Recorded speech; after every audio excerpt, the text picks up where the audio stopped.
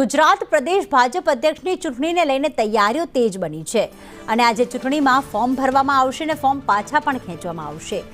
સવારે 11 વાગ્યાથી ફોર્મ ભરવાની પ્રક્રિયા શરૂ થશે, જે 2 વાગ્યા સુધી ચાલશે। બપોરે 3 થી 4 વાગ્યા સુધી ફોર્મની ચકાસણી કરવામાં આવશે અને સાંજે 5 થી 5:30 વાગ્યા સુધીમાં ફોર્મ પરત ખેંચી શકાશે। આવતીકાલે મતદાન થશે અને મતગણતરી પણ યોજાશે। ચૂંટણીમાં કુલ 295 મતદારો મતદાન કરશે।